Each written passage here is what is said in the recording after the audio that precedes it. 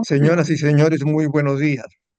La El video. Academia Nacional de Medicina les da su más cordial bienvenida al programa cultural Tertulias Académicas en el 136º año académico, con la presidencia del doctor Gustavo González Rengifo. Con gran complacencia saludamos la participación del distinguido académico doctor Renato Alarcón en el tema Arte y Psicopatología, Dimensiones Clínicas de la Creatividad. El doctor Alarcón es médico psiquiatra por la Universidad Peruana Cayetano Heredia, profesor emérito de la Facultad de Medicina de la Clínica Mayo, Estados Unidos, y la Universidad Cayetano Heredia, máster en salud pública por la Universidad Johns Hopkins, titular de la Cátedra Honorio Delgado en la Universidad Cayetano Heredia y Distinguished Life Fellow de la Asociación Psiquiátrica Americana, miembro honorario del Colegio Americano de Psiquiatras, miembro distinguido de la Asociación Mundial de Psiquiatría y Asociación Mundial de Psiquiatría Cultural. Es académico emérito de la Academia Nacional de Medicina del Perú. Le damos la más cordial bienvenida, le agradecemos la presentación. Adelante, doctor Alarcón. Gracias.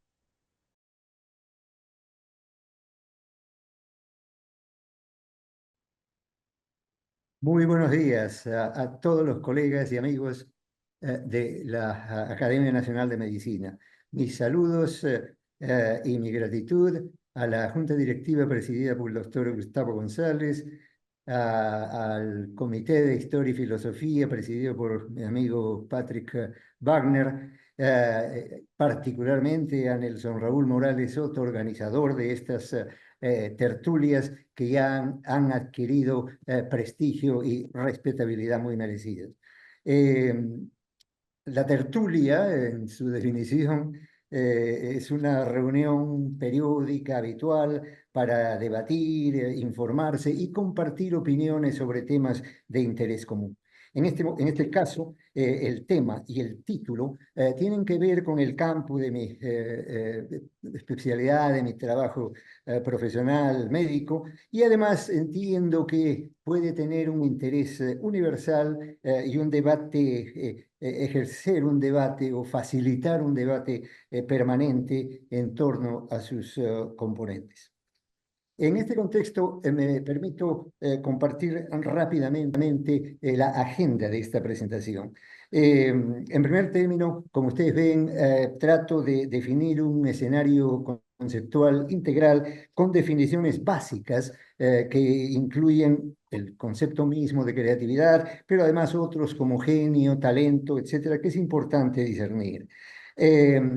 Hay luego una presentación de casos concretos y de estudios, por cierto, rápidos en torno a ejemplos de la combinación de arte y psicopatología en diversos campos y en diversos personajes. Luego, a manera de comentarios, verán ustedes que trataré de conectar conceptos como creatividad con conceptos clínicos como bipolaridad y otros tipos de psicopatología. Ah, unas breves descripciones de aspectos neurobiológicos de la creatividad para tener luego reflexiones finales y conclusiones apropiadas. En cuanto a la formulación de un escenario integral para el tema, hay una serie de conceptos generales que me permito señalar enseguida. En primer término, un enfoque bio, psico, sociocultural y espiritual en salud y enfermedad. Planteamiento fundamental en la perspectiva que intento utilizar esta mañana. Hay luego otra premisa básica, la necesidad de aceptar, de compartir interacciones genético-ambientales en la conducta y la actitud, la presentación y el trabajo de todos y cada uno de los seres humanos. Psicopatología, como disciplina científica, una especie de campo subespecializado dentro del campo propio de la psiquiatría, que entraña componentes definidos de la realidad psicopatológica, y entre ellos estos dos conceptos fundamentales: vulnerabilidad como factor de riesgo de naturaleza sumamente compleja, y resiliencia, es decir, el afronte de la adversidad en términos de como recurso existencial, resiliencia como recurso existencial, resiliencia como una dinámica sociocultural para cada persona y con una dimensión clínica definida. Estos son conceptos pues, generales importantes en materia como la que estamos tratando de explorar. Luego, hay áreas esenciales del funcionamiento humano que en realidad constituyen conceptos clínicos centrales, como se señala en la diapositiva, en la evaluación, conceptualización y manejo de todo tipo de ánimo, cognición, es decir, la función específicamente intelectual, cognitiva, de conocimiento, y personalidad. Estos conceptos clínicos son fundamentales para el análisis del tema que nos ocupa. Hay también, por cierto, conceptos, llamémosle, específicos. Es decir, eh, empiezo, los conceptos de arte, genio y talento. En primer lugar, sabemos que la cultura, en tanto que un repositorio sublime de creencias, de tradiciones, mentalidades, valores y filosofías, tiene en el arte una de las cúspides del proceso, que le ha dado forma a lo largo del tiempo y de la historia. Si bien ciencia, política, pueden ser también consideradas componentes cimeros de un testimonio integral de la cultura, el arte parece tener la primacía de lo permanente, es decir, lo que llamamos una vocación de eternidad para la raza humana. Esto conjunciona diversos talentos y objetivos de la especie humana al interior de otro concepto fundamental que exploraremos y que se llama creatividad. Pero antes de eso, me permito hablar del concepto de genio, que es importante también en esto de la creatividad. Genio como capacidad mental extraordinaria para crear o inventar cosas nuevas y admirables. Hay capacidad creativa, sinónimos o temas o conceptos cercanos como genialidad, inspiración, sabiduría, inteligencia superior, etc. Esto es lo que entraña genio. Pero al mismo tiempo, y los tipos de genio, en realidad hablamos de poetas, filósofos, científicos, la actividad superior de su centro de pensamiento le permite a la persona genial adquirir una mayor conciencia de la vida, un mayor deseo de comprensión, una mayor claridad de visión en el campo artístico que cultivan, no necesariamente en todos los aspectos de su vida diaria.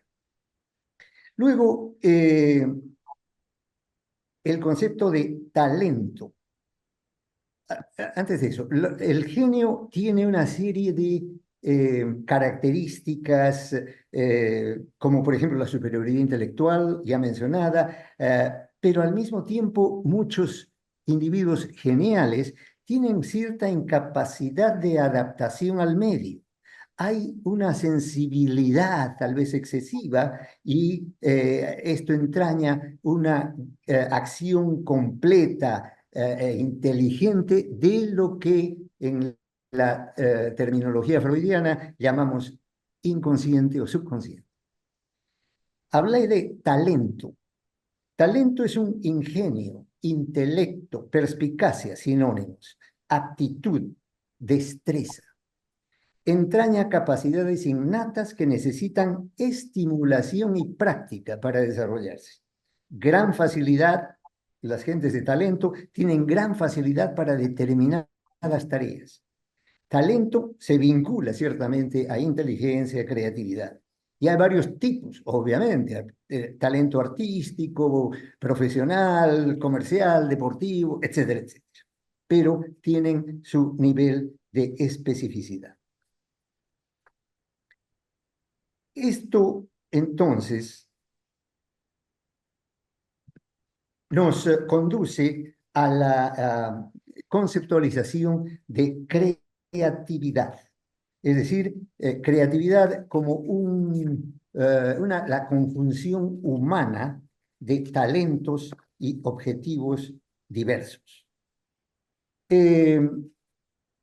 Entraña inventiva, imaginación, específicamente el uso de la imaginación o de ideas originales, especialmente en la producción de trabajos artísticos.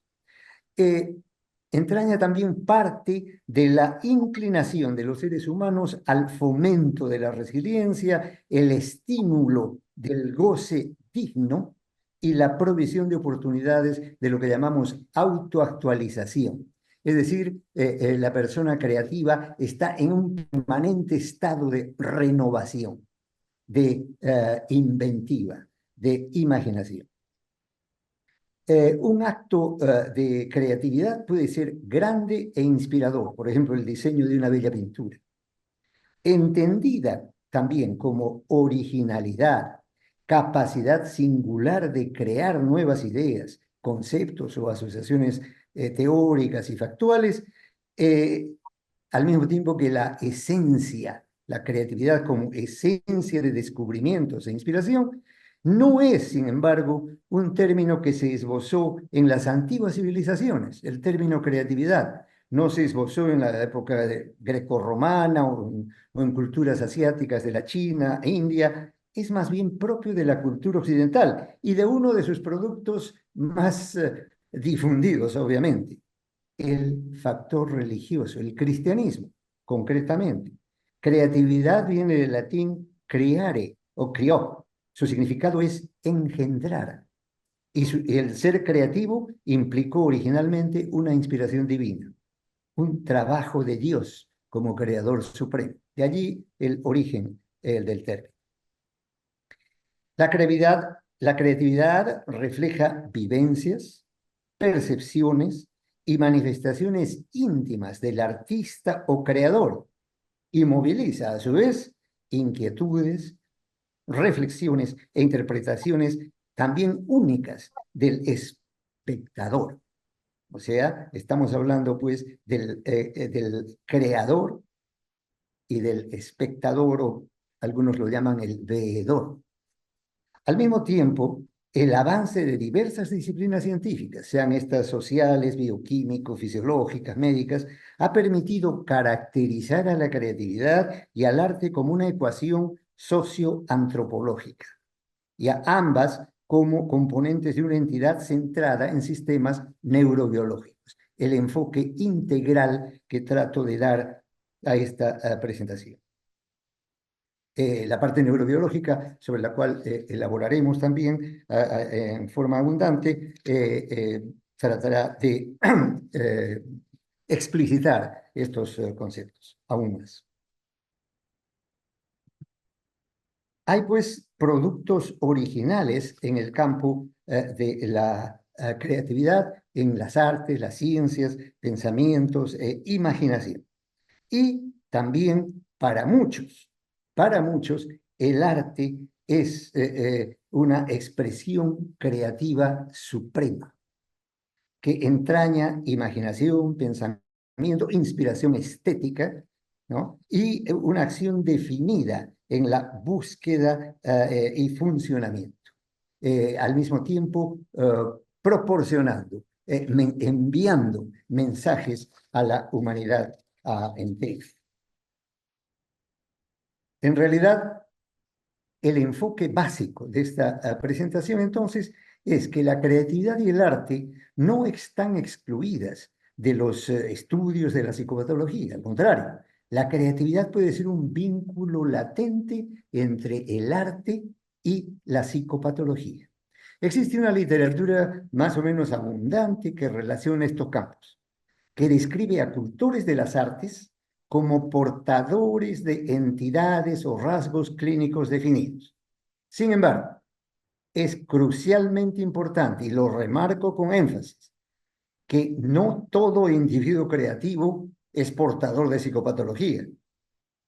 Del mismo modo que no todo portador de un diagnóstico psiquiátrico tiene aptitudes creativas o artísticas notables. Repito entonces que en esta presentación se examinarán aspectos antropológicos y clínicos de arte y psicopatología. Se presentan estudios y observaciones en torno a figuras notables del arte universal que padecieron cuadros psiquiátricos, pero que en cierto modo hicieron uno de ellos, o hicieron uso de ellos, digo, como pilares y testimonios de sus hazañas creativas.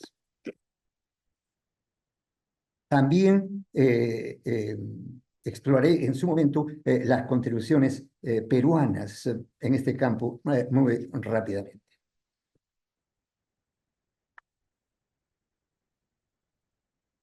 Seguimos tratando de discernir estos temas y insisto mucho en la creatividad como vínculo entre arte y psicopatología. Presentaré estudios en artistas diversos, pintores, compositores, poetas, escritores, actores, etcétera, y estudios nosológico-clínicos vinculados con creatividad y arte. Me refiero a depresiones, cuadros bipolares, psicosis, trastornos de personalidad, etc. Decía que se trataba de reflexiones también socioantropológicas. Y en esa perspectiva hablamos de imágenes como presencia de lo ausente. Hablamos de la imagen o la ficción como productos creativos del artista, como inicio de un trato interpersonal, un esfuerzo por parte del cultivador del arte, del cultor del arte, para ejercer una función simbólica y representativa de la condición humana en sus diversas, múltiples e infinitas manifestaciones. Y la capacidad de comprender las intenciones de otros, de comprender e interpretar, y en el caso del artista, su deseo de ser percibido o aceptado por ellos, es decir, por el resto de quienes buscan admirar o tratan de comprender su obra artística. Al lado de las reflexiones socioantropológicas como estas, menciono, como dije hace un momento, las reflexiones antropológico-clínicas. Es decir,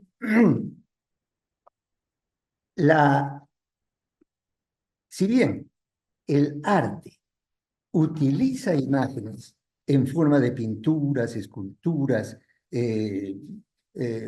poemas, sinfonías, para graficar una forma de presencia de lo ausente, también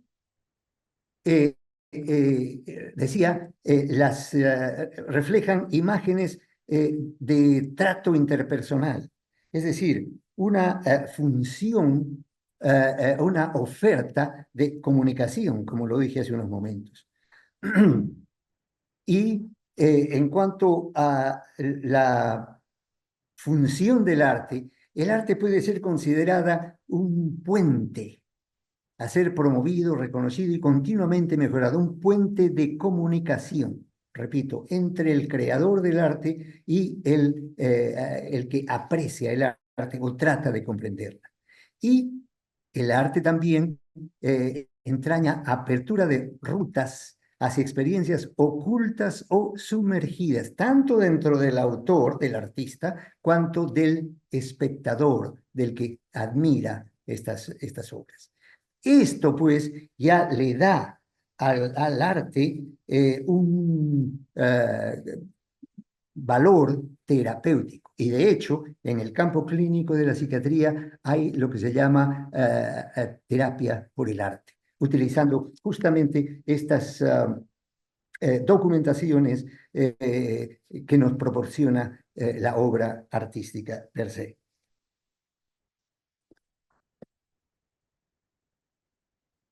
En el campo que estoy explorando, se han consultado diversas fuentes bibliográficas. Ustedes ven allí una lista más o menos, no digo grande, pero significativa en cuanto a autores de diversa origen, europeos, latinoamericanos, peruanos, etcétera.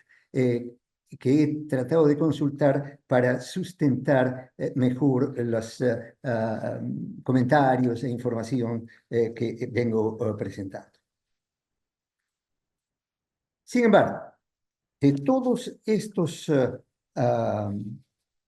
autores, quiero mencionar a una, especialmente una autora cuya contribución al campo de arte y psicopatología en las últimas décadas ha sido extraordinaria. Me refiero a Kay Redfield Jamison, que es nada menos que profesora de psiquiatría y psicología en la Universidad Johns Hopkins.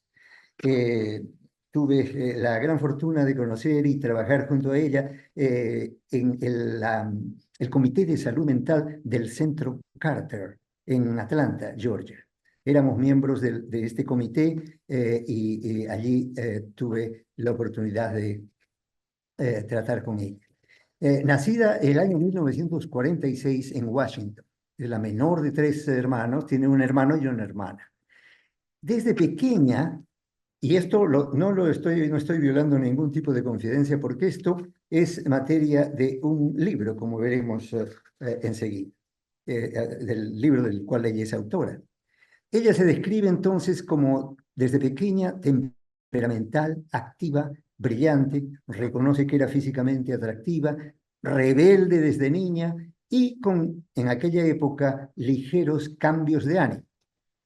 En su último año de secundaria, high school, tuvo el primer episodio de hipomanía, así lo describe ella, seguido de una depresión severa con ideas suicidas, ingesta de vodka y jugo de naranja y simulación de normalidad. Por supuesto, todo esto lo sufría en silencio. A los 18 años inicia estudios universitarios en la Universidad de California en Los Ángeles, con interés en medicina, psicología y psiquiatría. A partir de allí se dan una serie de episodios cada vez más frecuentes y esfuerzos cada vez mayores de disimulo y minimización de sus síntomas. Tiene una activa vida social, rechazo a sugerencias de búsqueda de ayuda profesional.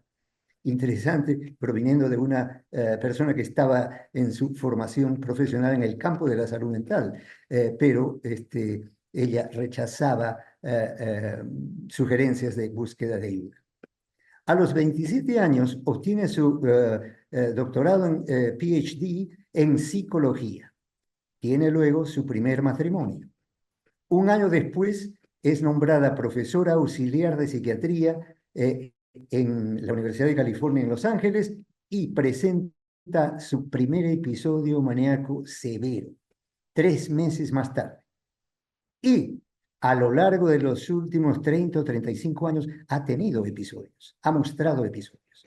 Desde el comienzo, como digo, tuvo marcada resistencia al tratamiento, específicamente al uso del litio, que en aquella época había irrumpido en el campo farmacológico con extraordinario éxito en materia de cuadros bipolares. Rechazó su uso por varios años, pero finalmente aceptó cuando los episodios se repetían casi insensiblemente. Después de esa resistencia y de su comienzo con la ingestión y uso de litio, sobrevino un cambio radical y sumamente beneficioso. La doctora Jameson habla con tal apertura, con tal claridad, con tal sinceridad de su estado clínico y de su cuadro y de sus síntomas, así como de su curso y vida profesional, académica, que relata incluso conceptos, no digo confidenciales, pero anecdóticos, como el que tuvo cuando se trasladó de la Universidad de California a Los Ángeles. En Los Ángeles se trasladó a la costa este de Estados Unidos para trabajar en Johns Hopkins. Allí tuvo una entrevista con el jefe del departamento, el doctor Paul McHugh. Esto está en un libro de Kay. Y era su visita para entrevistas en Hopkins y se reúne con el doctor McHugh y le dice, doctor, tengo que decirle claramente y sinceramente que yo padezco de enfermedad bipolar, maníaco depresivo.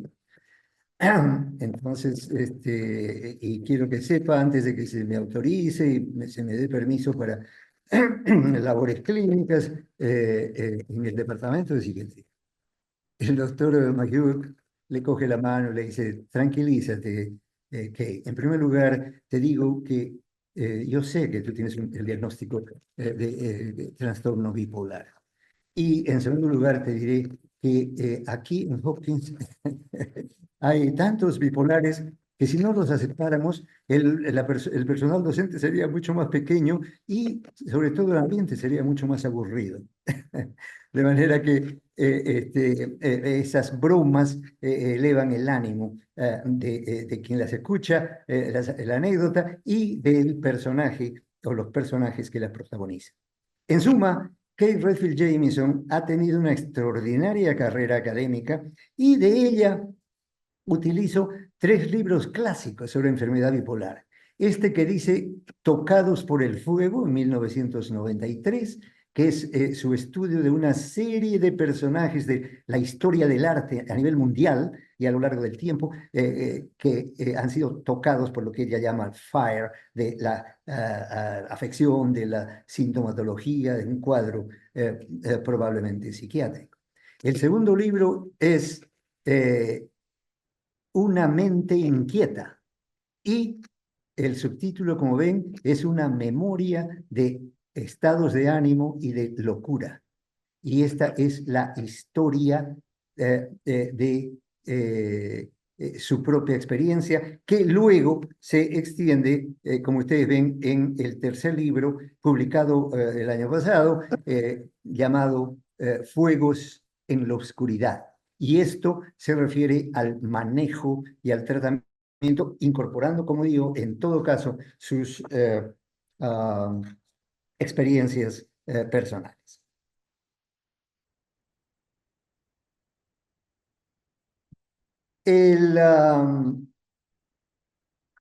La historia o el trabajo de Kay Redfield Jamison es realmente múltiple. Y aquí trato de mostrar una parte de la muestra que Jamison desarrolla presentando cambios afectivos, cognitivos y de conducta reportados durante intensos episodios creativos. Les había dicho que dentro de sus investigaciones, la doctora Jamison en sus libros ha contribuido notablemente al reconocimiento histórico, clínico, existencial y hasta filosófico del tema de arte y psicopatología. En uno de sus estudios con 47 escritores y artistas británicos, un 38% reportó un tratamiento por trastornos del ánimo, tres cuartas partes de ellos con antidepresivos o litio. Escritores de teatro y poetas, esto es interesante, muestran índices más altos de ciclotimia, cambios rápidos del ánimo y depresión. De entre ellos, los poetas mostraron más historias de hospitalización y tratamiento y se mostraron más agresivos en términos generales. Es importante señalar que estas cifras que ella presenta de sus estudios y otros autores, otros investigadores también, es significativa, estadísticamente significativa, mayor que los de la población general. En una de sus muestras, y para demostrar esta variabilidad del ánimo, el 50% o más de la muestra señala y se caracteriza por entusiasmo, energía, autoconfianza, rapidez de asociaciones mentales, fluidez de ideas, euforia, etc. Todo lo que ustedes ven en esta parte de la diapositiva. Y un poco menos de la mitad, sin embargo, presentaron síntomas, yo diría, no diría opuestos, pero ciertamente muy diferentes a los anteriores. Me refiero a la necesidad de dormir, hipersomnia, alerta sensorial, inquietud, impulsividad, irritabilidad, hipersexualidad, locuacidad, deseos de beber, ideas religiosas, deseos de gastar dinero, al mismo tiempo que ansiedad, suspicacia, un afán por discutir, usando para ello cierta habilidad social o interpersonal. Esto pues muestra cambios afectivos, cognitivos y conductuales en personas reconocidas por su productividad creativa o artística.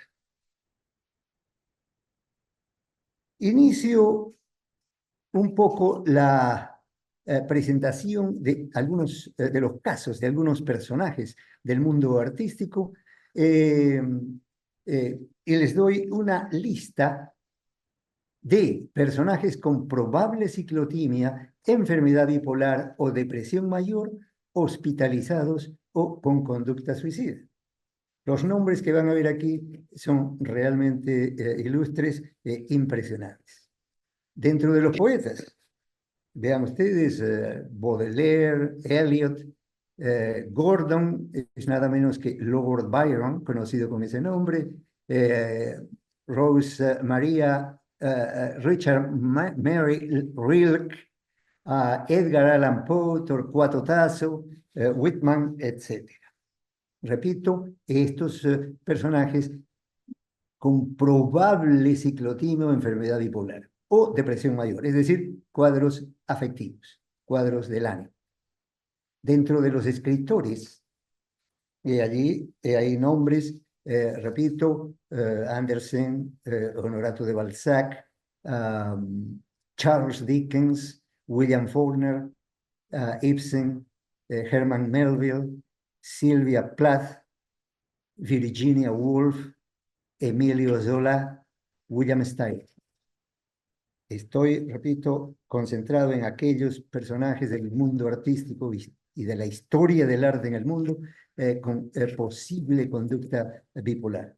Dentro de los compositores, Berlioz, Berlin, Mahler, Mussorgsky, Rachmaninoff, Rossini, Tchaikovsky y Robert Schumann, cuyo caso individual presentaré brevemente. Dentro de los pintores, Gauguin, Gorky, Michelangelo, Munch, Pollock, Steele, etc. Ven pues ustedes esta lista realmente impresionante, personajes estudiados a fondo, no así con una pequeña nota periodística, sino estudiados a fondo en cuanto a su producción, a su conducta, a su vida afectiva y, en última instancia, con enfoques clínicos y demostración cabal de la necesidad de intervención especializada.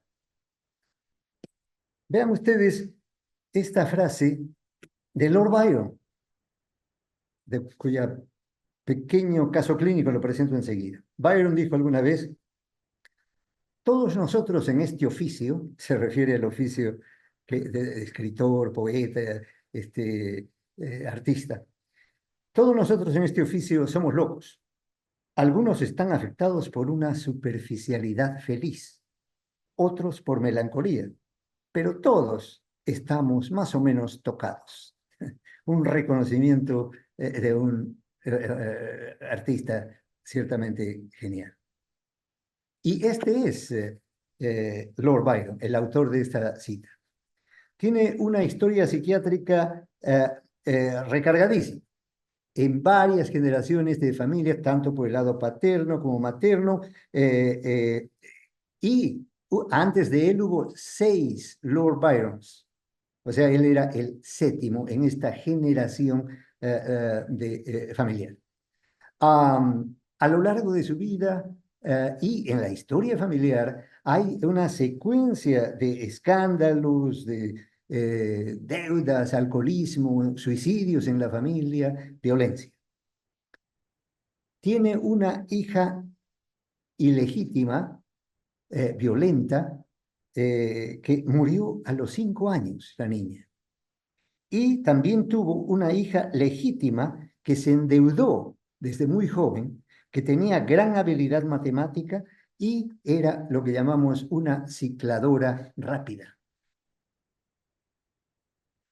Ánimo apasionado, tempestuoso desde niño, alternando con una melancolía violenta, conducta errática, crisis de angustia. Practicaba el juego patológico y también muestra ritmos estacionales en estos cuadros conductuales y anímicos. A partir del año 1810, vean ustedes que él vivió prácticamente solo 36 años. A partir de 1810 se da un curso caótico en su vida, un fracaso matrimonial, rumores de conducta inmoral que hacen que prácticamente se vea obligado, si no expulsado en 1816 de su país natal, Inglaterra, para no retornar jamás. Vagó por prácticamente toda Europa por años y desde 1823, es decir, el último año de su vida, radicó en Grecia. A lo largo de todos estos años presentó continuas crisis de depresión y violencia, ánimo suicida, agravado durante un cuadro febril letal al final de su vida. Vean otra frase de George Gordon, otra pequeña descripción. Soy tan bilioso que a veces casi siento que pierdo la cabeza y tan nervioso que lloro por nada. Me siento excitado, agitado y luego tan exhausto que a veces pienso que el momento de mi muerte no está muy lejos. Nunca he tenido una razón particular para mi tristeza, excepto las que usualmente acompañan a toda pasión desmedida.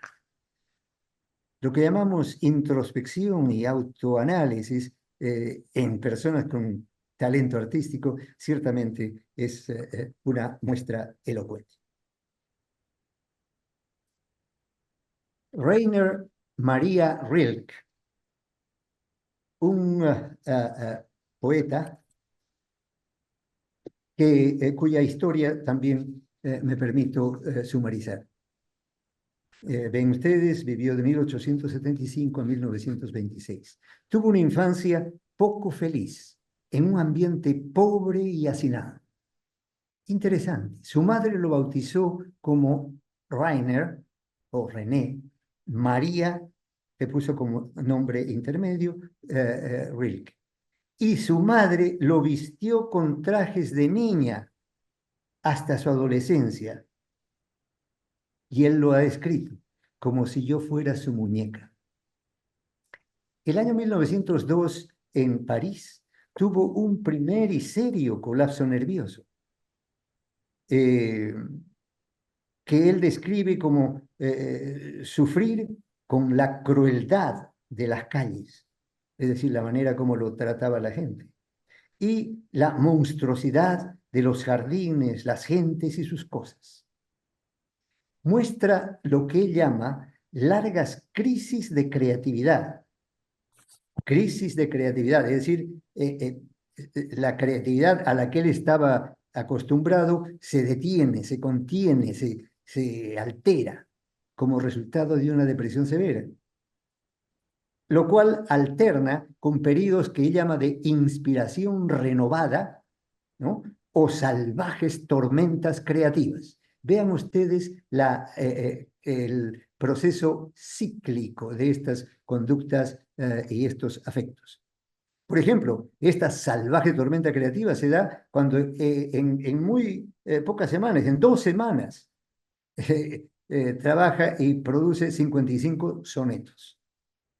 Y hay una serie de temas melancólicos en su producción, temas místicos, eh, existenciales.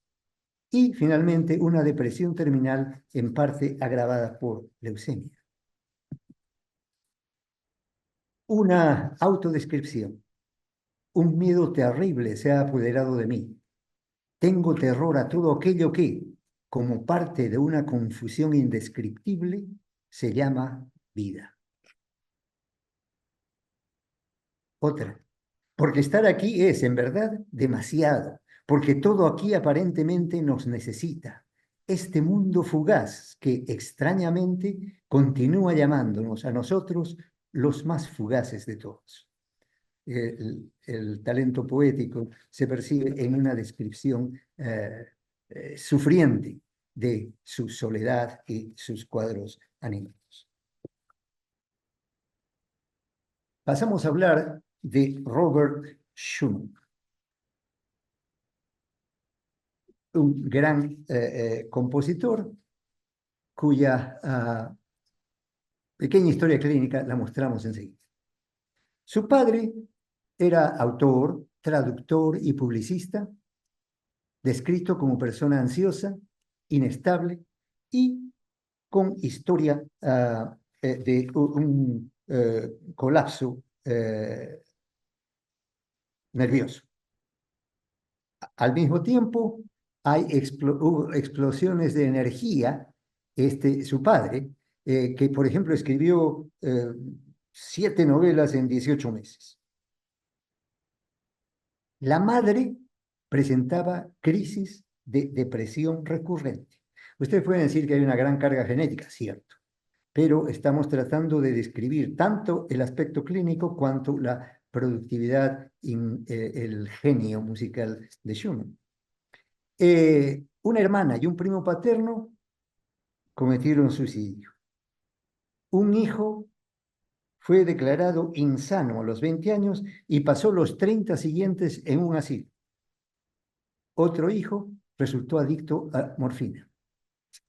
Robert Schumann entonces empieza es descrito y se describe él mismo como intensamente emotivo, soñador, hipersociable, extravagante.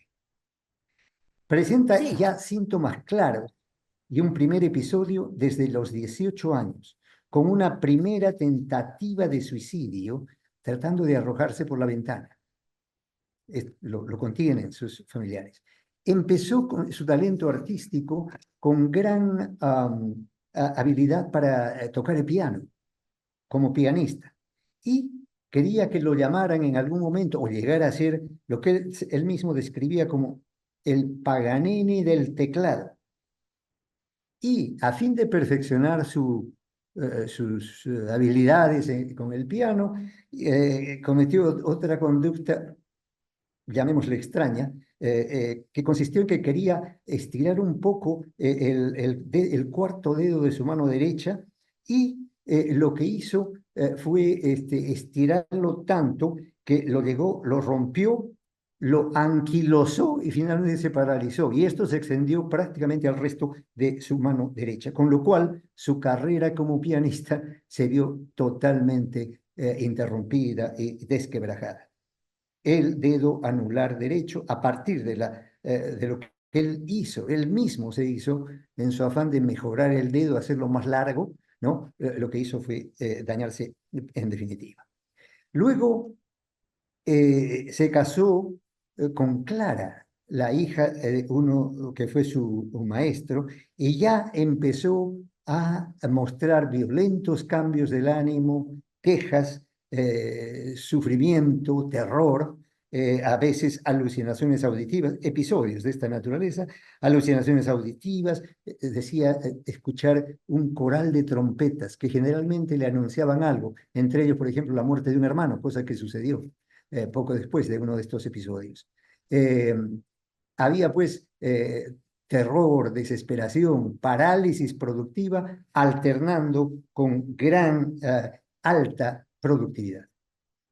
Los dos últimos años, él también tuvo reacciones de tipo paranoide sensitivo, no permanentes, no profundas, pero ocasionalmente bastante impresionantes. Y los dos últimos años de su vida los tuvo que pasar en un asilo. Con frecuente ideación suicida, dejó de ingerir por alimentos por semanas antes de fallecer. Robert Schumann en algún momento escribió: así es a través de toda nuestra vida en esta tierra. El objetivo que hemos alcanzado no es más un objetivo.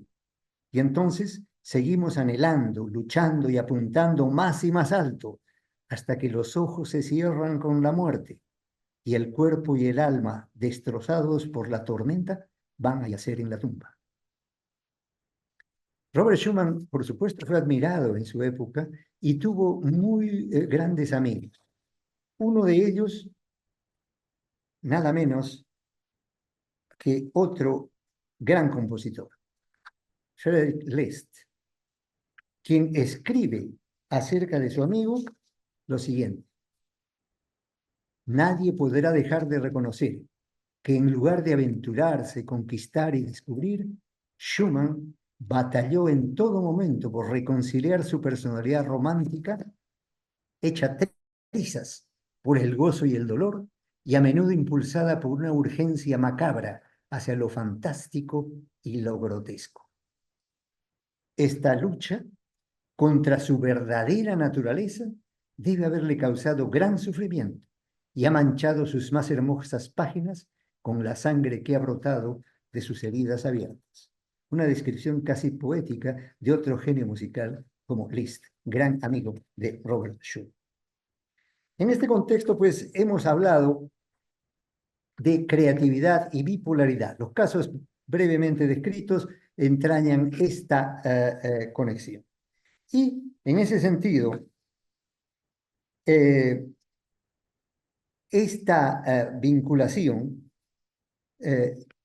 se registró más que nada desde perspectivas histórico-biográficas en los siglos XVIII y XIX.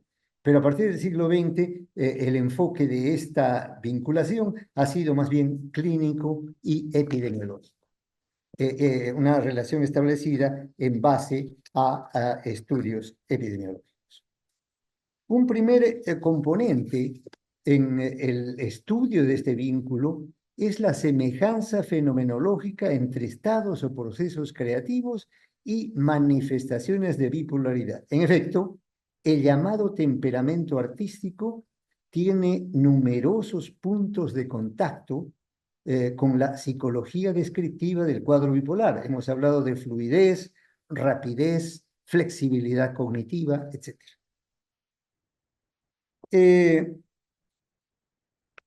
Luego tenemos que hay la semejanza fenomenológica descrita, pero también testimonios personales y pactográficos de artistas e intelectuales, como los que he tratado de poner al lado de cada una de las diapositivas para los personajes que acabo de mencionar.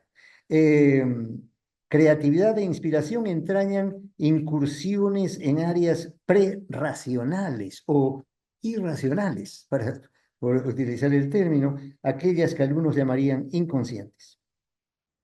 Hay también las personas creativas y los pacientes bipolares presentan arranques o explosiones de energía, entusiasmo, verbosidad y actividad incesante.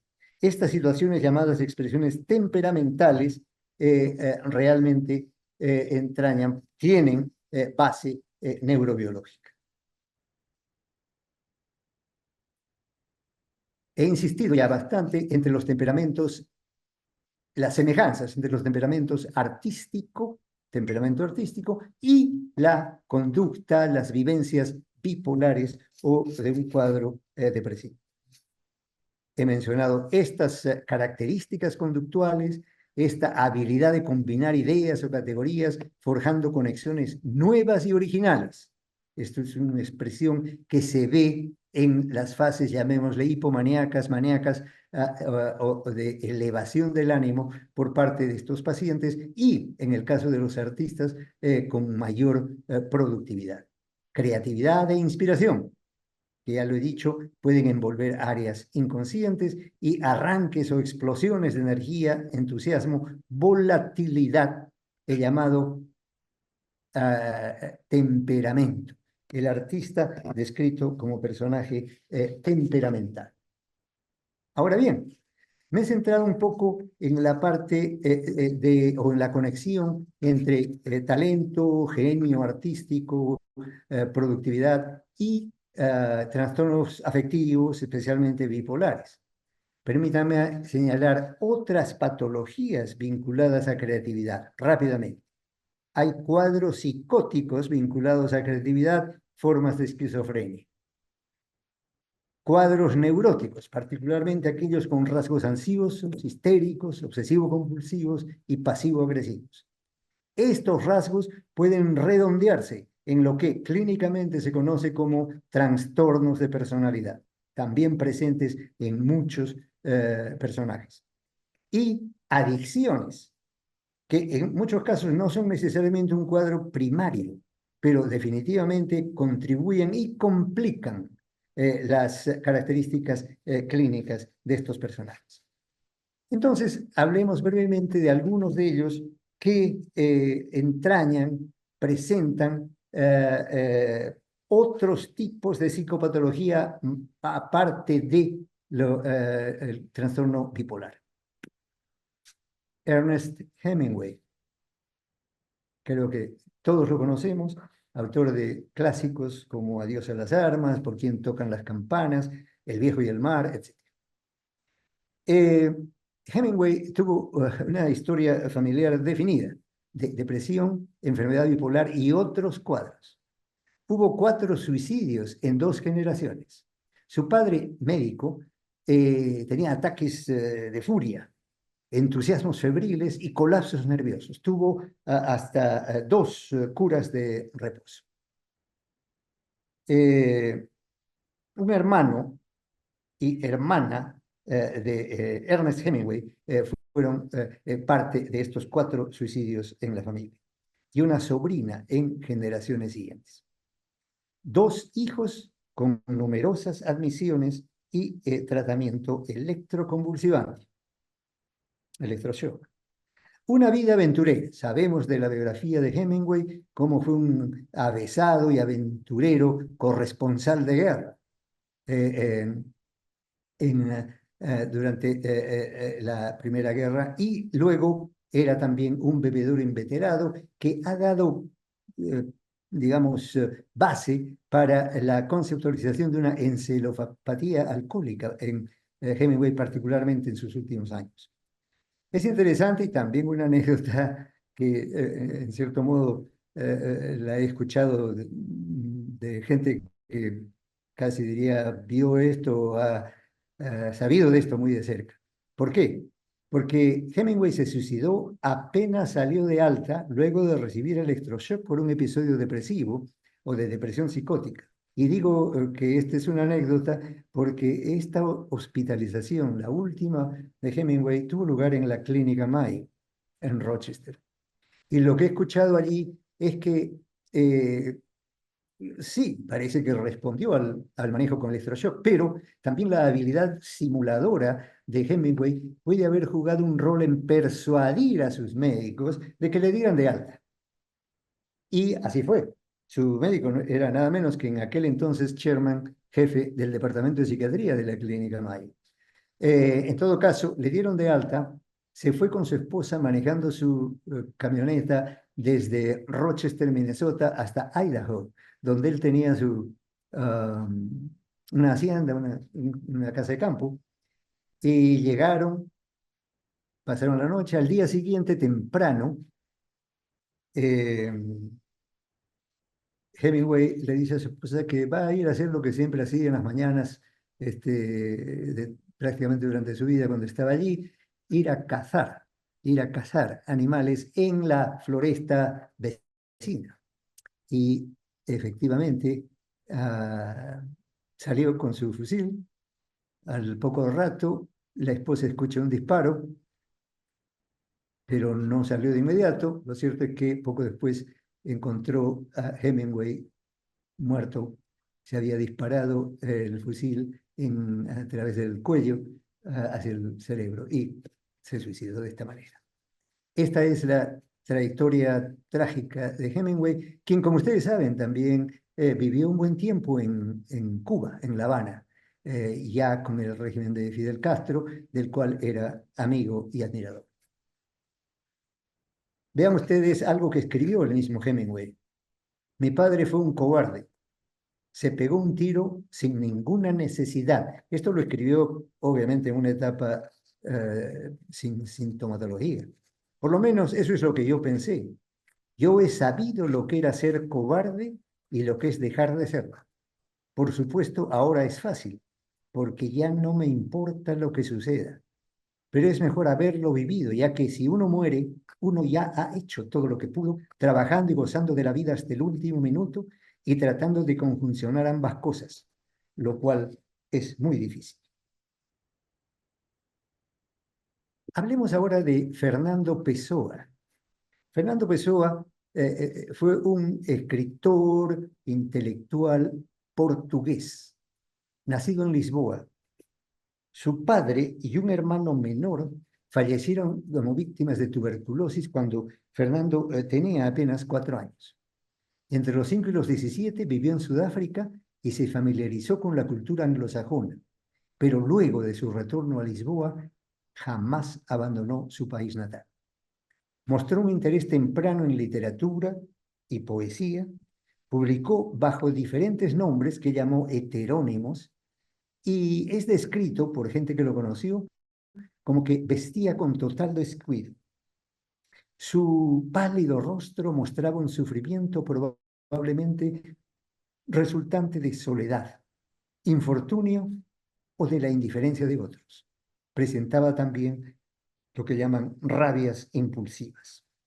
Mostró interés en espiritualismo, mostró abuso de alcohol, debido a lo cual probablemente desarrolló pancreatitis letal, y al mismo tiempo en algunas ocasiones reportaba visiones etéreas.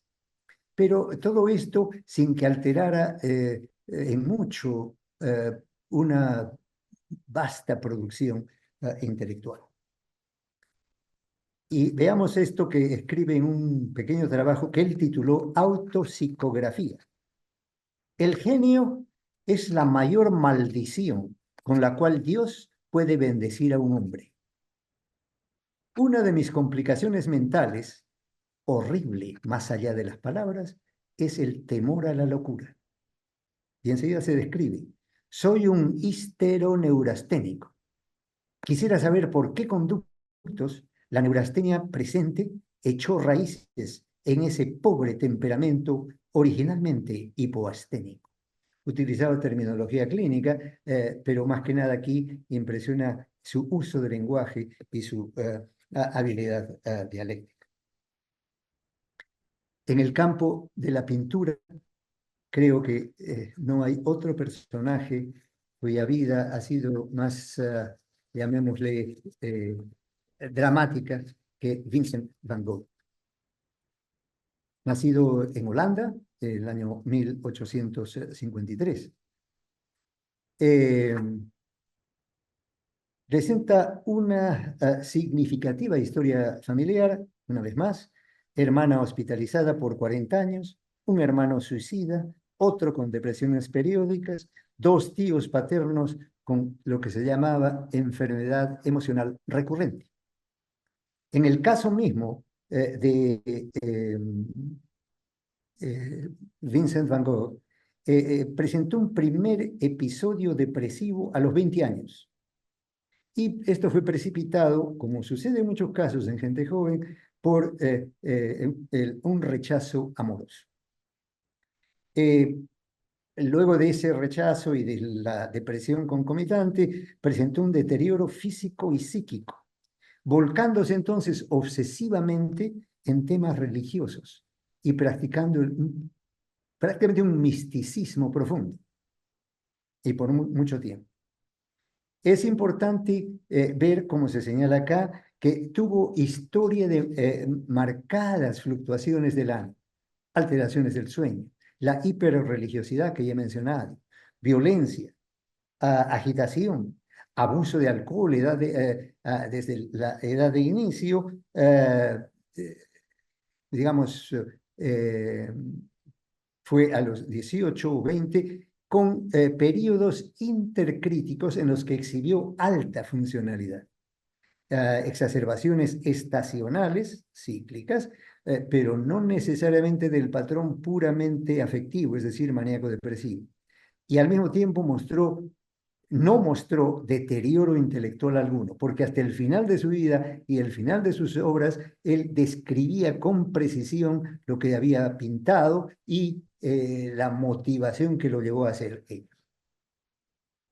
Sabemos todos, por la biografía de Van Gogh, de su cercana vinculación de amistad con Gauguin, el otro gran pintor, Paul Gauguin, a quien conoció el año 1886, solamente 4 años antes de su muerte.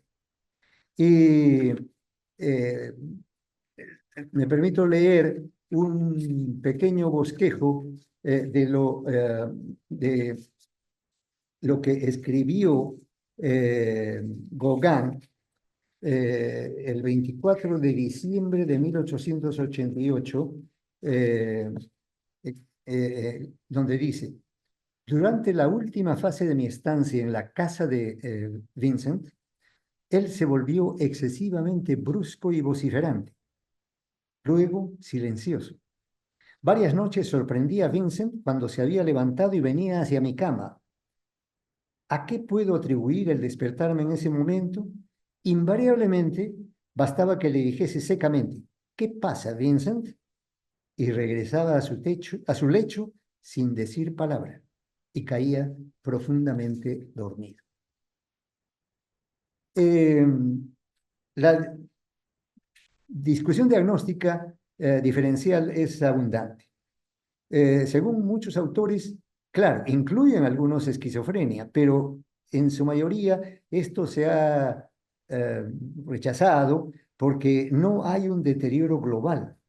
Los nuevos temas surgen de su propio quehacer profesional, no de enfermedad alguna. Hay quienes piensan que esto fue sífilis y la famosa parálisis general progresiva, pero de ella quedó totalmente curado al haber recibido probablemente grandes dosis de mercuriales en su época. En todo caso, hay intoxicación crónica, esclerosis lateral, amiotrófica, en fin, una serie con complicaciones psiquiátricas, pero una serie de posibilidades que dejan un poco en el aire una conclusión diagnóstica definida para el caso de Van Gogh.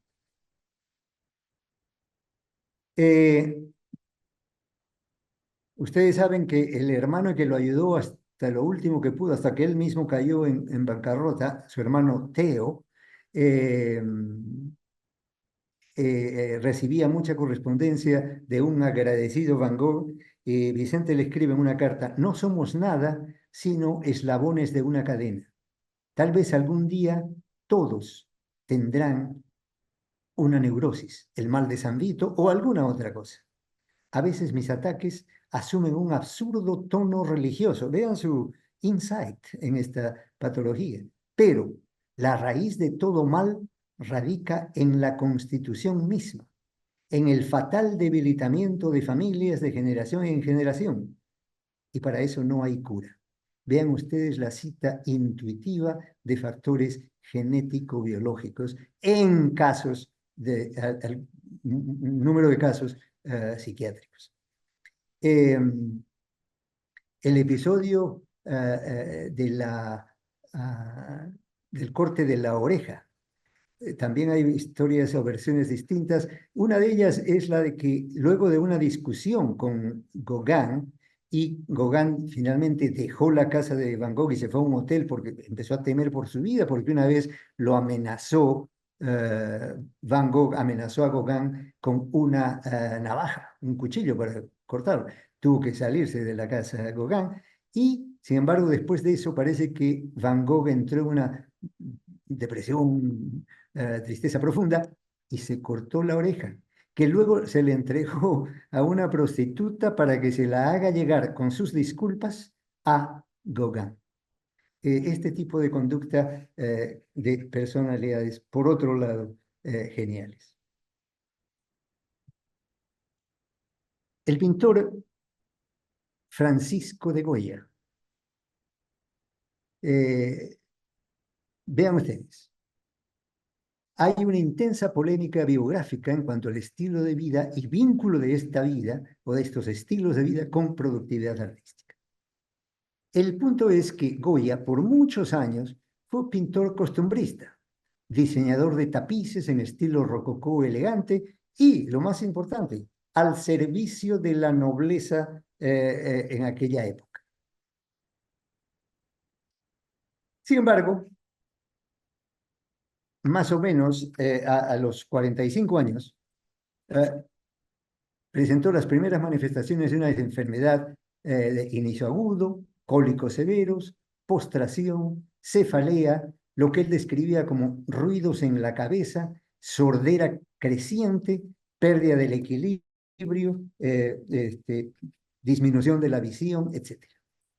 2 años después de esto, que le hizo perder el trabajo, por supuesto, en la corte, y sufriendo bastante, empezó a experimentar mejoría. Y a partir de allí, un cambio total del contenido de sus pinturas, lo que se describe como un nuevo Goya, el humano y amargo observador social, cuyas plasmaciones de pesadillas exploran las realidades más desesperadas y escandalosas, las realidades de aquella época, en la Europa y la Francia de aquella época. Y sus pinturas dejan de ser pues costumbristas, campestres, y se convierten en violentas, episodios de guerra, muerte y desesperación. Un cambio dramático desde que se recuperó de esta enfermedad física desconocida, no diagnosticada. Es por ello que los diagnósticos se acentúan. Hay, por supuesto, quienes dicen que no hay esquizofrenia, repito, al igual que en otros casos. Dicen tal vez sífilis, pero no mostró otras manifestaciones, no llegando a la parálisis general progresiva tan dramática. Perdió la audición y el equilibrio, pero jamás se recuperó de la sordera. También hay quienes postulan un envenenamiento por el plomo contenido en sus pinturas, o sea, la llamada encefalopatía saturnina, pero también se descarta porque no presentó convulsiones, excitación, delirio ni secuelas permanentes de parálisis, paresias o deterioro mental.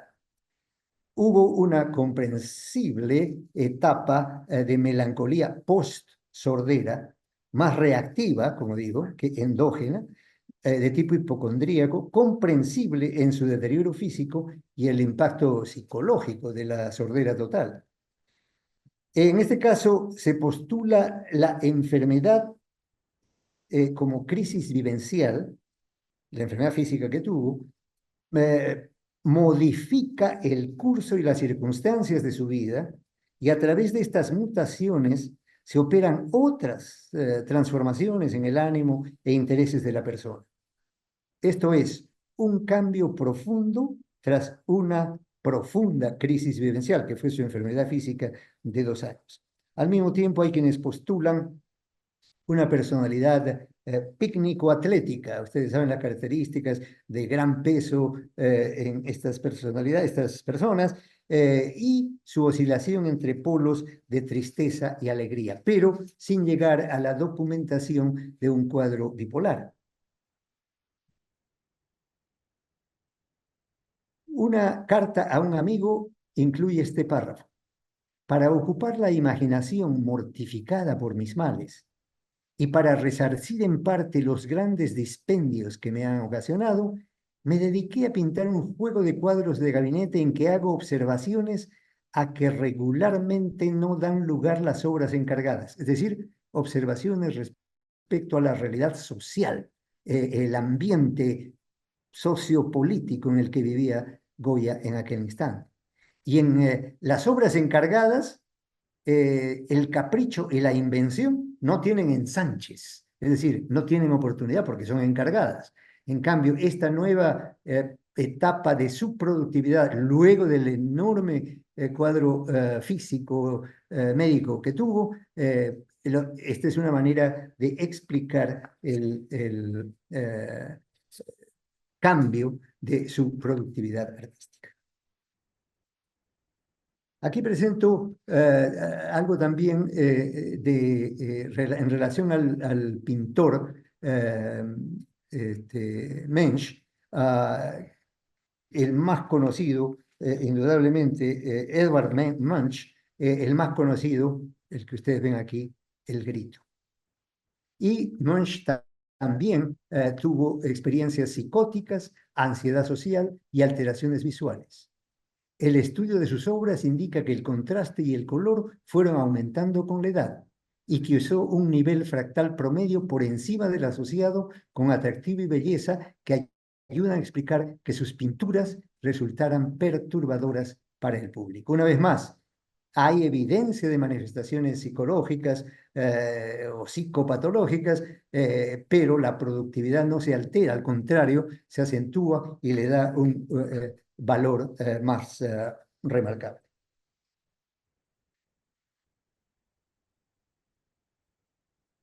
El rol de la personalidad es importante porque es el dispositivo premórbido que toda persona tiene antes de desarrollar un cuadro psiquiátrico diagnosticable. Y hay quienes especulan sobre la presencia de rasgos llamados narcisistas de la personalidad en cuadros bipolares, en personas que sufren del cuadro bipolar. O sea, una cierta concomitancia de estos rasgos y de este trastorno. ¿Y cuáles son estos rasgos? Egocentrismo, protagonismo, exhibicionismo, manipulación, hipercontrolismo, agresividad, arrogancia, búsqueda intensa de poder, éxito, admiración, imágenes o logros ideales. Todas estas son características de la personalidad que se ven en cuadros bipolares, pero que también pueden ser puramente rasgos de personalidad que expliquen conductas que bordean el campo psicopatológico. He hablado también de otro grupo de artistas y aquí viene esta diapositiva que muestran que en cuanto se hable de creatividad y psicopatología, Hollywood no podía estar ausente. Y vean ustedes la serie de nombres de artistas de cine que muestran psicopatología de algún tipo. Michael Jackson, Robin Williams, todos son conocidos. Y permítanme solamente mencionar brevemente, dentro de toda esta lista, a dos actrices sumamente conocidas. Me refiero a Marilyn Monroe, que era una artista, una actriz que ciertamente bella, irradiaba sensualidad ante las cámaras, aparecía como una mujer muy segura, pero en realidad padecía de una inseguridad patológica. En 1961, es decir, un año antes de su muerte, ingresa a una clínica psiquiátrica en New York por una crisis depresiva y variedad de síntomas físicos, incumplimiento en el trabajo. En agosto del 62, estando en su departamento, dio las buenas noches a su criada y a la mañana siguiente fue encontrada sin vida en su cama con el teléfono descolgado. Suicidio por sobredosis de barbitúricos.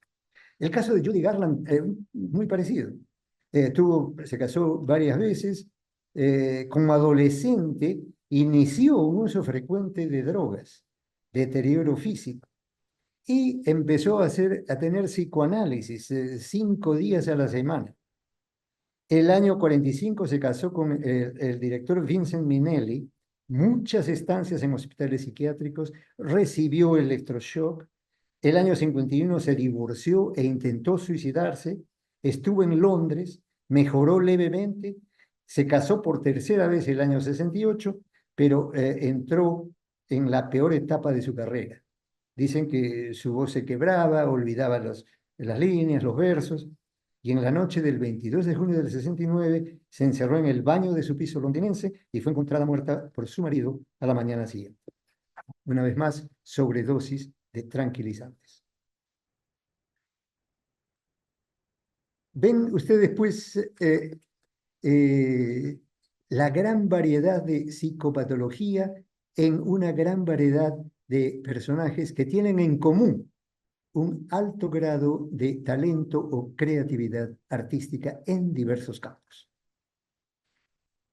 Pasemos un poco a explorar este campo en el Perú. Y especialmente quiero mencionarlo en el renglón literario, con figuras ciertamente históricas.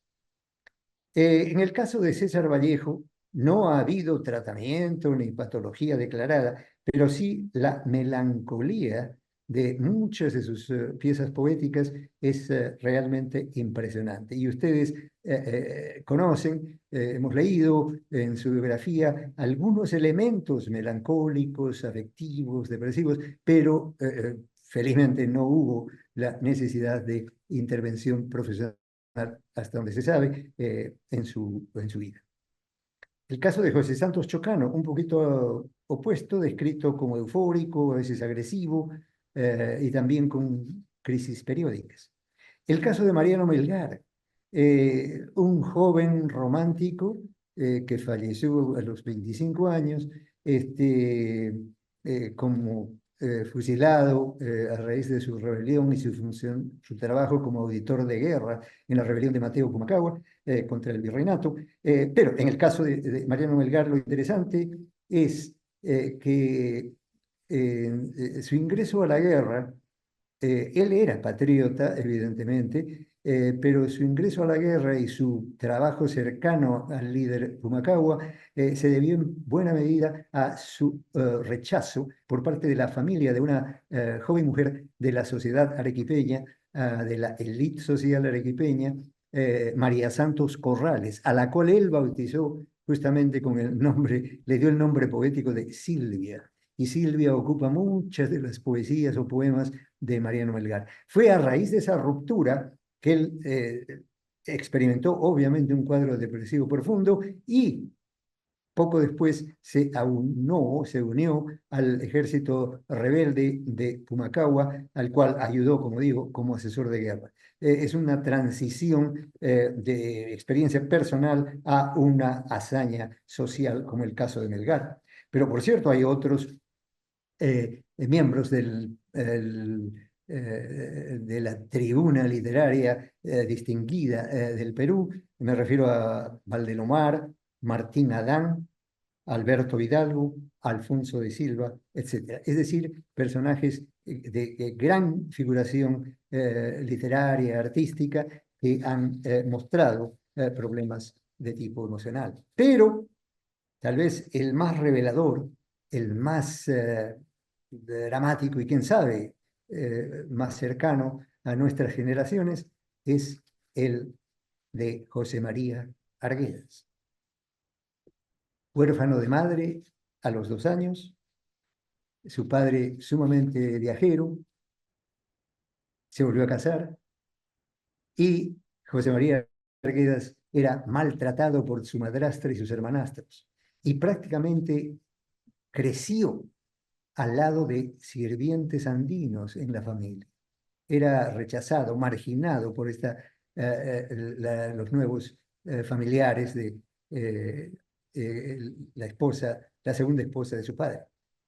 También es conocido el detalle de José María Arguedas, prácticamente errante a lo largo del Perú, ayudando o acompañando a veces a su padre, que era, repito, entiendo, abogado, viajero, ¿no? Pero después, finalmente, se quedó en Lima, estudió en la Universidad Nacional de Mayor de San Marcos y de esa forma, una vez graduado, inició una distinguida carrera intelectual como historiador, antropólogo, escritor y fundamentalmente dedicado eh, a la población, a la mejora, al estudio y al estímulo de la población indígena peruana. Ahora bien, es cierto que José María Arguedas tuvo problemas emocionales desde la adultez joven. Ánimo cambiante, ondas depresivas desde el año 1940. Vean que él nació en 1911. Recibió atención psiquiátrica en Perú y Chile. Hay un evento en su vida que muchos señalan como un poco precipitante de la fase final de su condición psicológica, y fue la crítica acerba que recibió por parte de sus colegas escritores a la novela Todas las Sangres, en que lo acusaban de cierta parcialización, de falta de objetividad, etc. Después de esta crítica acerba que tuvo lugar en una reunión de escritores en Lima, él se deprimió, escribió un artículo señalando, lamentando que sea percibido como tener un enfoque equivocado en la realidad social de nuestro país. Tuvo un intento suicida en 1968, me parece, y el 65, perdón. Y a partir de allí, acentuación de la depresión. Es conocido el hecho de que el año 69 cometió suicidio en el campus de la Universidad Agraria. Pasamos rápidamente, ya para terminar, a estructuras cerebrales relevantes en el estudio de creatividad y psicopatología. Aquí solamente quiero mencionar algunos elementos, por ejemplo, el lóbulo frontal, el lóbulo temporal, frecuentemente citados en una variedad de estudios neurobiológicos en personas creativas. Los ganglios basales, el sistema límbico, tálamo, etc. Pero he mencionado rápidamente los más importantes. Y aquí el profesor Hellman publicó elementos de importancia en relación a sus hallazgos. Como ven ustedes, el llamado pensar divergente como elemento crítico de la innovación creativa, características todas de los artistas destacados, regulado este pensar divergente por la actividad del lóbulo frontal. Después hay conexiones del lóbulo frontal con regiones poli y supramodal de los lóbulos temporal y parietal, que almacenan conceptos y conocimiento. Estas conexiones inhiben y activan selectivamente las porciones del neocórtex posterior, proceso importante en el desarrollo de soluciones alternativas, que son los episodios conductuales que dan lugar a estos elementos, llamémosle, clínicos. Hay muchas contribuciones en relación, no diré muchas, pero sí un número de contribuciones en relación a la neurobiología de la creatividad. Permítanme citar a Flaherty, que habla de la actividad elevada del lóbulo temporal con alta producción de dopamina por el sistema límbico, inhibe el lóbulo frontal, aumenta la hipervigilancia, reduce la inhibición latente y genera ideas, impulsando al mismo tiempo la creatividad. estudios de un neurofisiólogo que describen estas conexiones de estimulación, inhibición, que redundan no solamente en episodios clínicos, sino en la creatividad y la productividad de los personajes. Este otro autor cita el cerebelo, modelador y adaptador de procesos de la llamada memoria de trabajo, que retroalimenta al lóbulo frontal, el cual genera pensamientos creativos, que luego estimulan el llamado insight creativo del lóbulo temporal. Las conexiones son extraordinarias, descritas por estos neurocientíficos. El año 2009, este autor habla de fenómenos del sueño, altos niveles de acetilcolina en el hipocampo, que suprimen el feedback que el hipocampo produce en el neocórtex, y los subsecuentes bajos niveles de acetilcolina y neocorticoides, reinterpretando la información hipocámpica vinculada a representaciones semánticas previas. Mucha terminología técnica, pero una vez más, el concepto aquí es la interacción del cerebro como sistema, en oposición a la variación de hablar solamente del lóbulo frontal o hablar solamente del lóbulo temporal, como si trabajaran por su cuenta, cuando en realidad la interacción fisiodinámica es fascinante.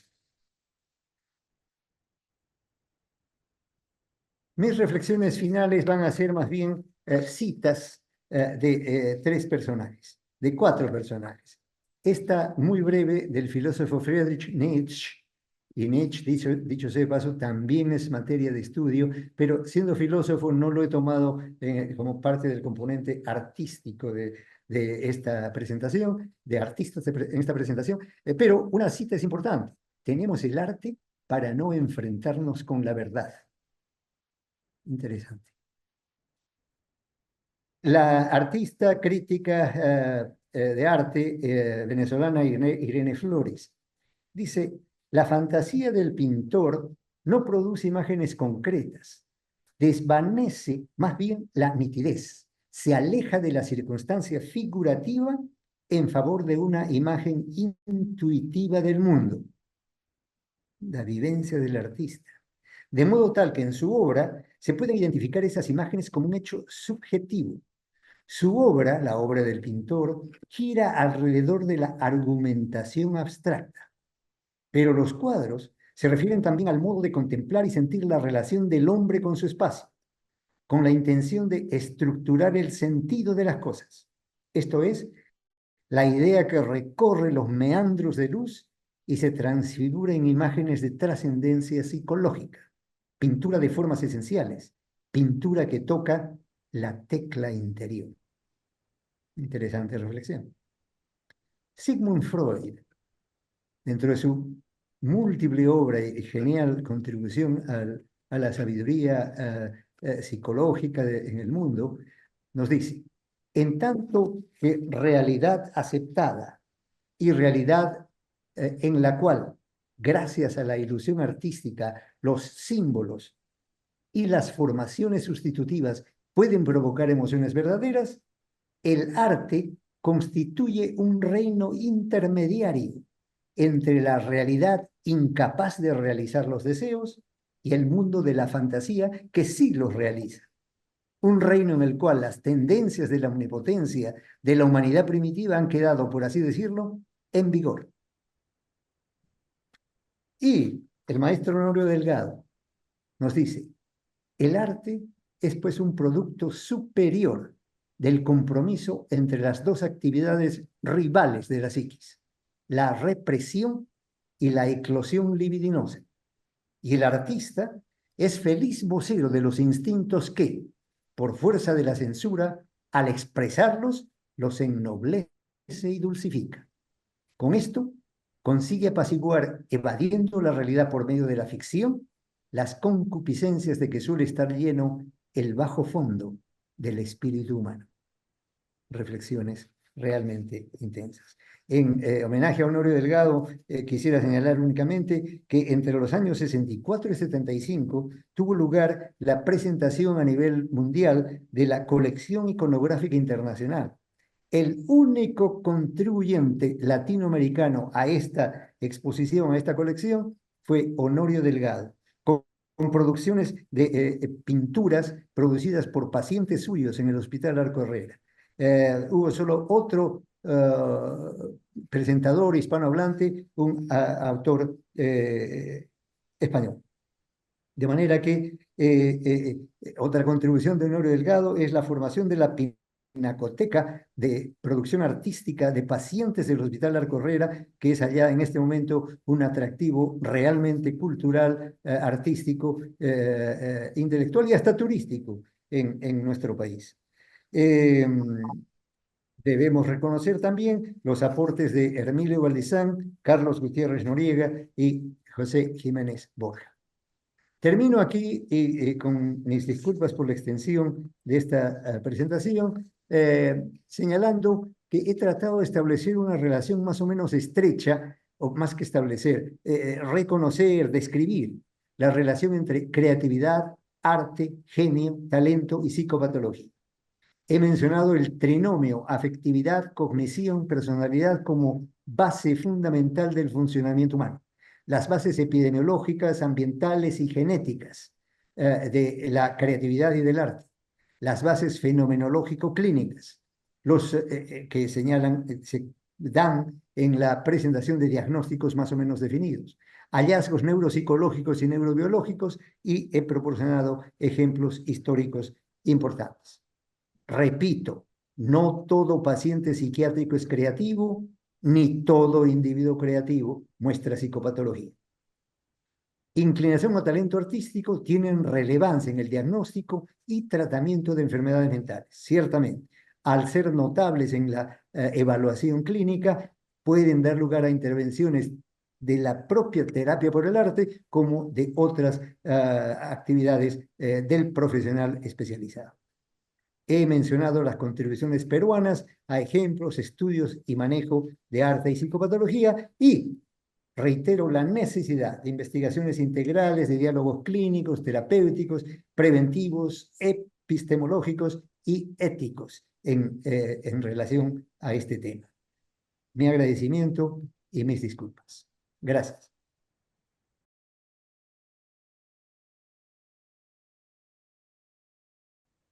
Muchas gracias, doctor Alarcón. Excelente presentación. A continuación, la estación de preguntas y respuestas moderará el doctor Alberto Perales. Adelante, doctor Perales. Gracias. Muchas gracias, doctor Morales. Un honor tomar este encargo. Bueno, Renato nos tiene acostumbrado a excelentes conferencias y esta es una muestra más de ellas.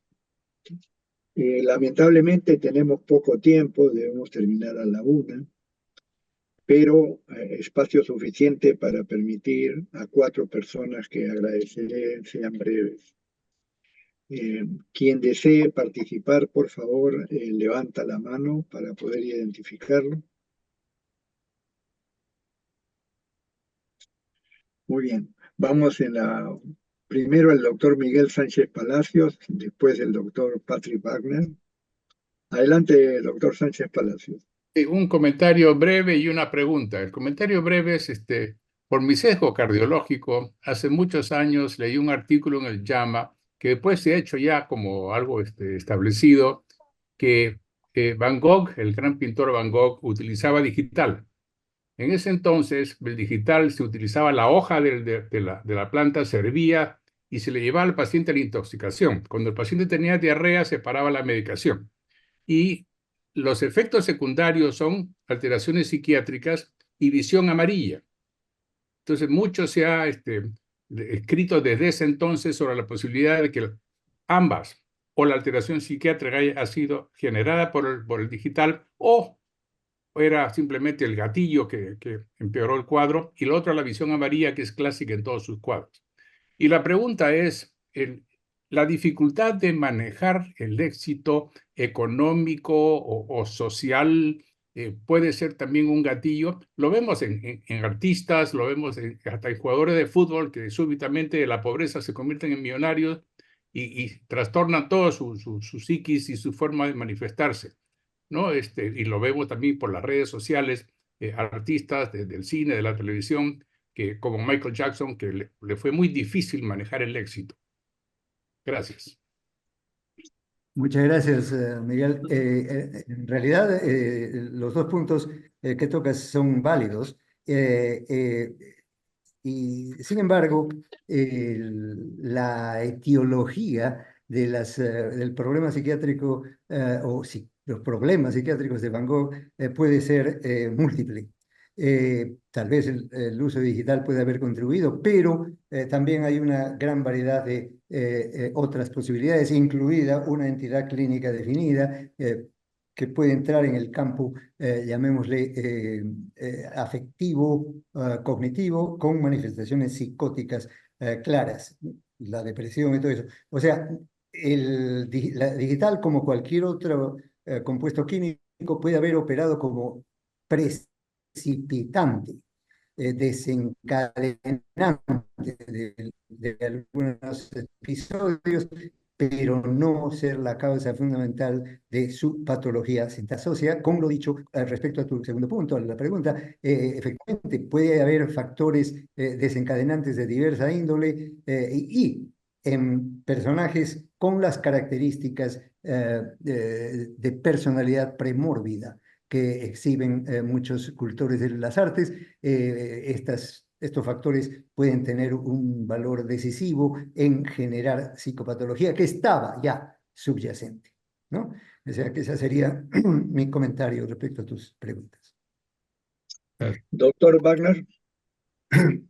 Sí, buenas tardes. Doctor Alarcón, extraordinaria la conferencia, realmente impresionante. Quisiera hacer brevemente un comentario. El tema de el Federico Nietzsche, este gran filósofo alemán, que indudablemente era una persona totalmente anormal, pero excesivamente inteligente, tan alta que dicen que su IQ ha sido uno de los mayores, digamos, de la historia de la humanidad. Eso es lo que están diciendo, que realmente, que verdaderamente Nietzsche era súper inteligente, ¿no?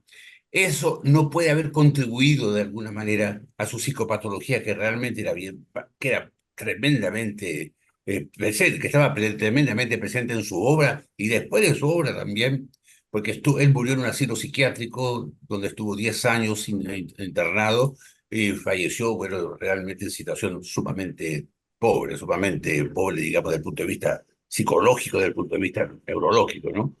Esto nos lleva un poco al tema de la entropía y la anentropía, ¿no?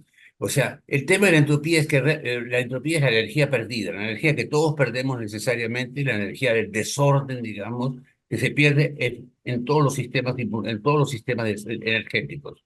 No habrá sido, y la anentropía o la entalpía es la energía aprovechada para todas las funciones biológicas, fisiológicas y por supuesto neurológicas y psicológicas también.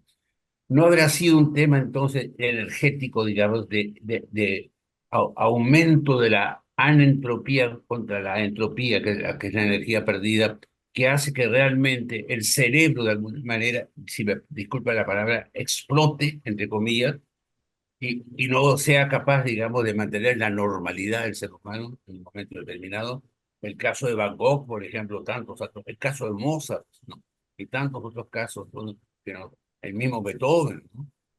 Que no fueron nunca personas sumamente normales, por así decirlo.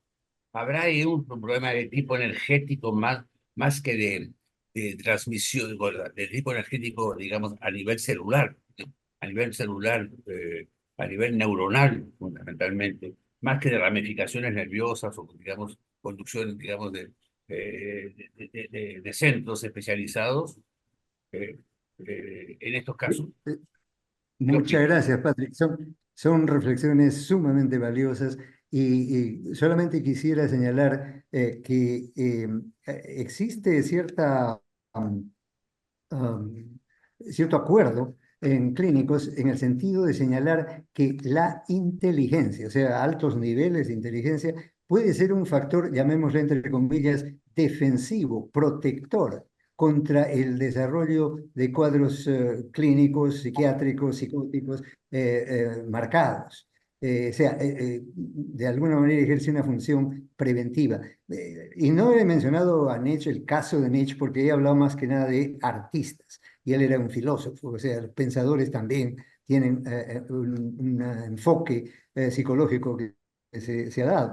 Y quiero citar en ese campo no artístico el caso del premio Nobel de Física, John Nash, que tuvo un cuadro definidamente psicótico. Hay una película titulada Una mente maravillosa o algo así, que habla de la historia de Nash, un físico matemático genial, ganó el premio Nobel, ¿no? Pero a lo largo de su vida tenía un cuadro psicótico marcado, persecutorio, paranoia. En todo caso, la inteligencia como elemento protector y el hecho de que debemos enfocar esta conducta global de estos personajes en función de criterios, perspectivas multidimensionales, como lo he señalado al comienzo, biopsico, sociocultural y espiritual, y el caso que tú señalas, Patrick, de una perspectiva más bien, llamémosle, noceológica, o sea, de conocimiento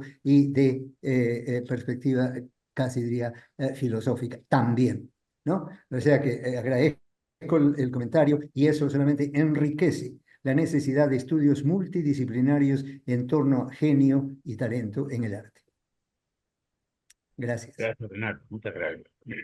Muy bien, tenemos espacio para 2 preguntas más. ¿Alguien más quisiera participar?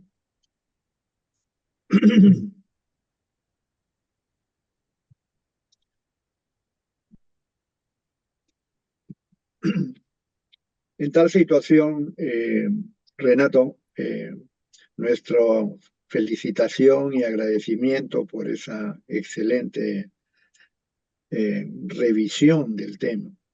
Yo quería preguntarte algo que quizás es más psiquiátrico, pero vinculado a lo que acabas de decir. La teoría de Sigmund Freud, en el entendimiento de la complejidad del ser humano, él plantea 3 niveles de conciencia. Un nivel que obviamente está muy vinculado inclusive con nuestra evolución humana, conjuntamente con una serie de rasgos instintivos animales. Otro nivel en el cual, en el otro extremo, se superan los instintos a través de mecanismos de sublimación, le llama él, ¿no?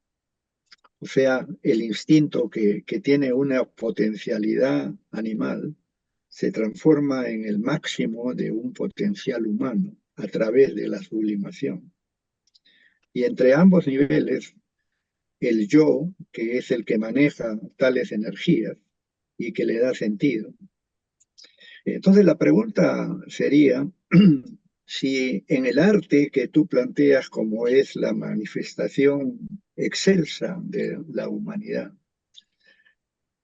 a través de la sublimación, podríamos pensar también que esa sublimación llega a esos niveles tan altos, porque en el primer nivel de conciencia, en aquel de los instintos también tienen una fortaleza tal que podría llamarse de un extremo casi no humano.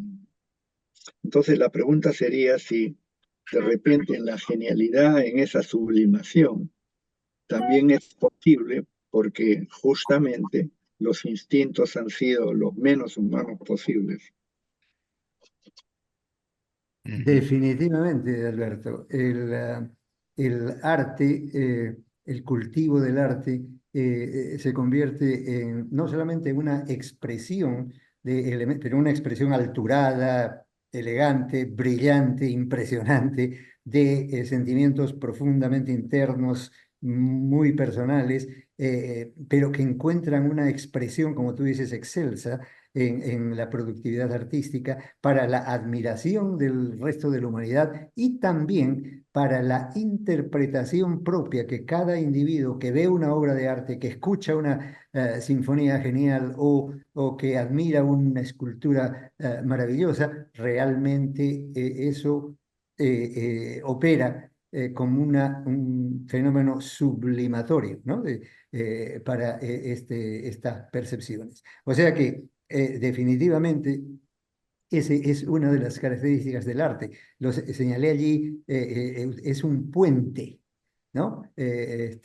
Vivencial entre fenómenos que muchas veces no podemos, ni queremos, ni deseamos discutir o describir o admitir, ¿no? En el llamado inconsciente, pero que adquieren una expresión diferente, no solo aceptable, sino admirable por parte del resto. Yo creo que en ese sentido el enfoque psicoanalítico ayuda a diferenciar los niveles los niveles de producción y percepción de la productividad artística y también el significado. Y cada quien empieza a operar como intérprete de los significados que tal obra tal otra obra artística tiene, ¿no? Lo cual otorga también al veedor, al espectador, ¿no? La posibilidad de mejorar su propia introspección y su propia manera de conocerse.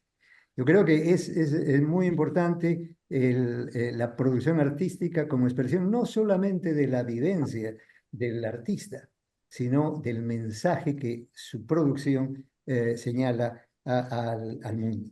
Y el reconocimiento que el público da a estos artistas muchas veces también, ¿qué puedo decir?, reconocen el valor puramente artístico, lo cual protege al personaje, al artista, de otra gama de eventos desagradables. Un ejemplo. Todos conocemos a Salvador Dalí, ¿verdad? El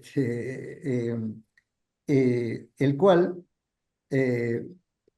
aparentemente fue el segundo hijo. Su hermano mayor falleció muy, muy, muy bebito, ¿no? Y luego nació Salvador Dalí y parece que el padre le dio a Salvador pues todo el afecto paterno que uno puede imaginar, pero a lo largo del tiempo Dalí empezó a pensar que el amor de su padre no era hacia él, sino hacia el hijo fallecido o el hermano fallecido anteriormente, ¿no?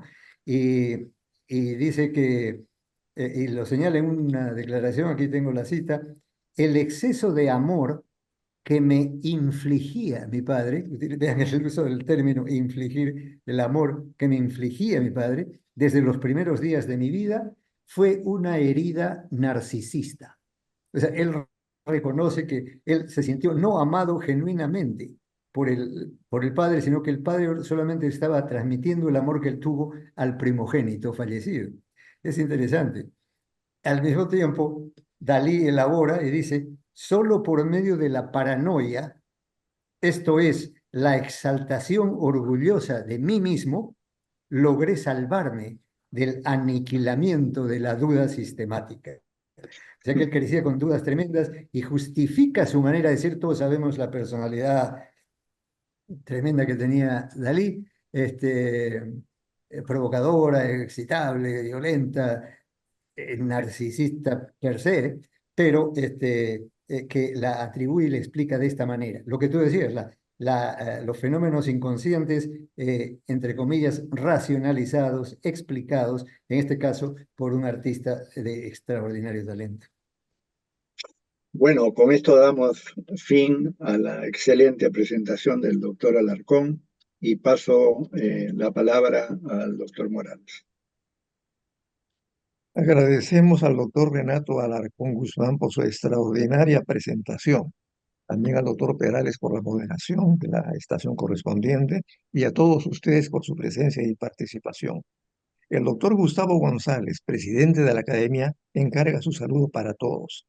Invitamos a la próxima tertulia, agosto 24, la calidad de la educación y el desarrollo moral, a cargo del doctor Osvaldo Segarra Rojas.